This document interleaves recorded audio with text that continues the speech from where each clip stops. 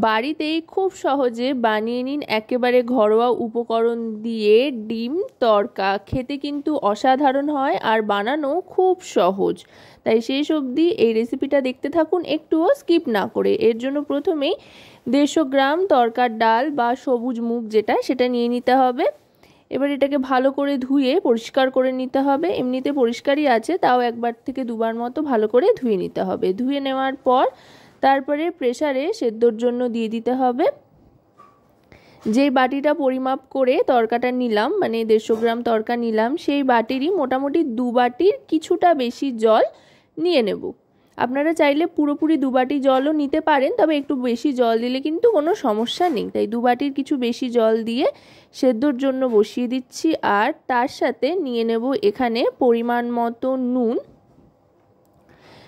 এরপরে নুনটা দেওয়ার সময় একটু টেস্ট করে বুঝে দিতে হবে। নুনটা এখন দিয়ে দিলে ডালের মধ্যে কিন্তু খুব সুন্দরভাবে নুনটা বসে যাবে। আর দিয়ে দিলাম 1 চামচের মতো সাদা তেল। এবার প্রেসার কুকারটা আটকে দিচ্ছি। মোটামুটি 7 থেকে 8টা সিটি দিয়ে নিলেই কিন্তু ডালটা সেদ্ধ হয়ে যাবে। আর তাছাড়াও ডালের কোয়ালিটির ওপর নির্ভর করে কটা সিটি দিতে লাগবে সেদ্ধ হওয়ার জন্য। মোটামুটি 7 থেকে 8টা সিটিতেই কিন্তু এখানে তড়কার ডাল সেদ্ধ হয়ে গিয়েছে। এবার এটা নামিয়ে রাখবো আর কড়াইতে দিয়ে দেব সাদা তেল। মোটামুটি ছোট চামচের 2 চামচ মতো এখানে সাদা তেল আপাতত দিয়ে নিচ্ছি। দিয়ে নিয়ে ভালো করে গরম করে নেব। আর এবার দিয়ে দিচ্ছি 2টো ডিম। ডিমটাকে ভালো করে ভেজে ঝুরি বানিয়ে নেব। এবার এতে সামান্য একটু নুন স্প্রিঙ্কল করে দেবো। 1 চিমটি মতো নুন দেব। নুনটা চাইলে আপনারা নাও দিতে পারেন, তবে দিলে সুন্দর একটা স্বাদ আসে, এই আর কি। একদম সামান্য 1 চিমটে মতো এখানে নুন দিয়ে দিলাম। দিয়ে এবার এটাকে ভালো করে ভেজে ডিমের ঝুরিটা বানিয়ে নেব। ডিমের ঝুরিটা কিন্তু তৈরি হয়ে গিয়েছে। একটু বড় বড় করেই বানালাম, এতে করে বেশ তরকার সাথে মুখে পড়বে, খেতে ভালো লাগবে সেই জন্য।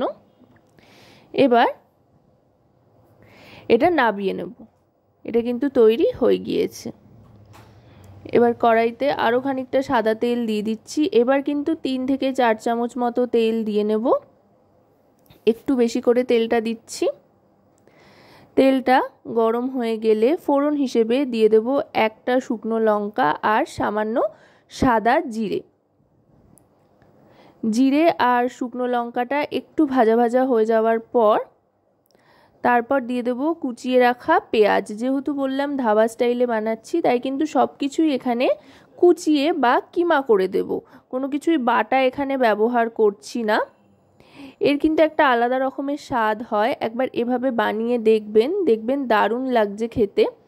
আর মোটামুটি গোটা রান্নাটাই কিন্তু হাই হিটে হবে, তাই গ্যাসের ফ্লেমটা কিন্তু মিডিয়াম টু হাইয়ের দিকেই থাকবে।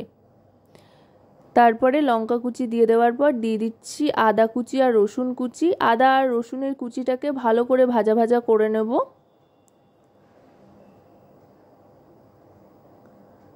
আদা আর রসুনের কাঁচা গন্ধটা চলে যাওয়া পর্যন্ত ভালো করে ভেজে নিয়ে এবার দিয়ে দিচ্ছি টমেটোর টুকরো। টমেটোটাও রাফলি কেটে নিয়েছি। এবার টমেটোটা দিয়েও খানিকক্ষণ ভাজা ভাজা করে নেব। টমেটোটা ভাজতে ভাজতে টমেটোর থেকে কাঁচা গন্ধটা চলে গেলে এবার এক এক করে সমস্ত গুঁড়ো মশলাগুলো এতে দিতে থাকবো। প্রথমেই দিয়ে দিচ্ছি হলুদ গুঁড়ো 1 টিস্পুন পরিমাণে। তারপর দিয়ে দেব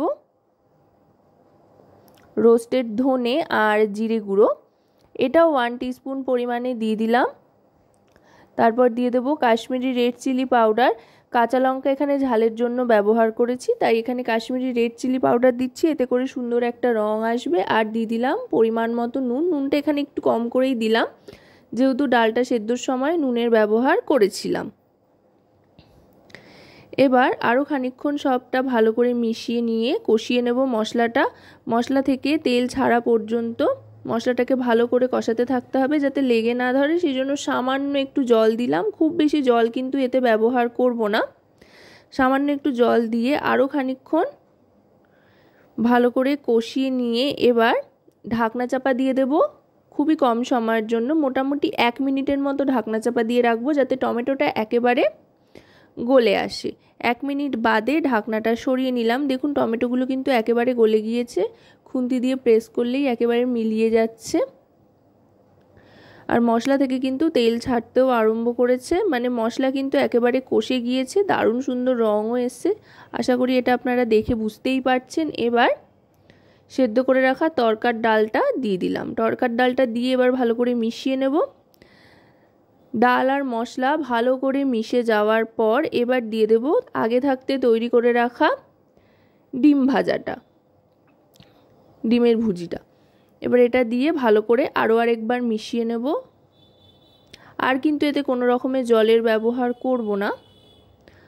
আশা করব রেসিপিটি আপনাদের ভালো লাগবে। ভালো লাগলে অবশ্যই রান্নাবাটি চ্যানেলটিকে সাবস্ক্রাইব করে লাইক শেয়ার কমেন্টের মাধ্যমে আমাদের পাশে থাকবেন, আর পাশে থাকা বেল আইকনটি অন করে দেবেন সবার আগে সমস্ত রকম নতুন রান্নার নোটিফিকেশান পাওয়ার জন্য, কারণ আপনাদের নিয়ে আপনাদের জন্যই কিন্তু আমাদের চ্যানেল রান্নাবাটি।